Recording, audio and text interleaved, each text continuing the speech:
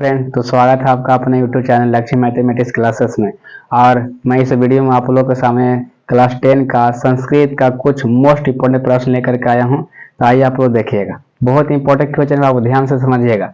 देखिए लिख रहा है कि पुराण का रचनाकार कौन है। देखिए पुराण का रचनाकार कौन है, बहुत ये जो प्रश्न हमारा है जो बहुत वीवीआई हर एक साल ईयर से लगा पूछे जाता है। तो याद रखना पुराण का रचनाकार कौन है, तो याद वेद व्यास याद रखना। कौन सा हम लोग के हैं, तो वेद व्यास है।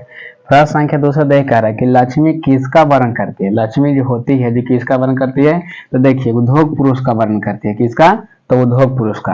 फिर देखिए तीसरा प्रश्न कह रहा है कि शास्त्रकार पाठ में सादर अभिवादन कौन करता है। जब आप लोग शास्त्रकार पाठ पढ़े होंगे तो में अभिवादन कौन कर रहे थे, तो छात्र लोग अभिवादन कर रहे थे, क्योंकि शिक्षक आए थे तो छात्र ने अभिवादन किए थे।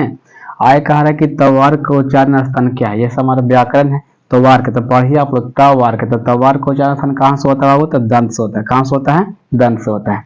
फिर आय कह रहा है कि पाटलिपुत्रों की पुतलिका रचना के आधार पर पटना का कौन सा नाम है, मतलब पाटलिपुत्र है उसको पुतलिका रचना का पटना कौन सा नाम दिया गया है, तो याद रखिए कि पाटलिपुत्र दिया गया था। कौन सा नाम दिया गया था, तो पाटलिपुत्र दिया गया। चलिए बाबू अब आप लोग के सामने प्रश्न संख्या 6। देखिए 6 में कह रहा है कि दीर्घ स्वर की संख्या कितनी होती है। तो देखिए दीर्घ स्वर की संख्या 7 होता है। कितना होता है, 7। देखिए बता देते हैं दीर्घ स्वर की संख्या 7 कौन कौन होता है।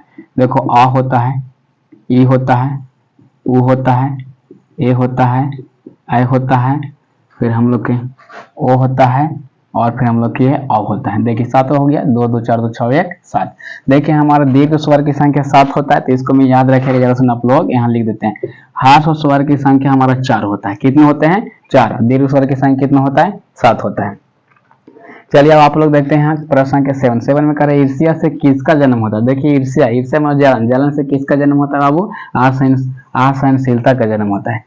फिर देखिए आय कह रहा है कि 8 प्रश्न के र ल व किस प्रकार का वर्ण है। देखिए र ल व हमारा अंतःष्ठ वर्ण है। कैसा है, अंतःष्ठ। याद रखिए कभी कभी पूछता है कि अंतःष्ठ कुल कितने होते हैं, तो 4 होते हैं। कितने होते हैं बाबू, 4 होते हैं। प्रश्न संख्या 9 में देखा रहा है कि विदुर किसके प्रश्नों का उत्तर देता है। देखिए विदुर जो था तो किसके प्रश्न का उत्तर दे रहा था, दुर्योधन था कि भीष्म था कि धृतराष्ट्र थे कि कृष्ण थे, तो धृतराष्ट्र था। कौन था, धृतराष्ट्र।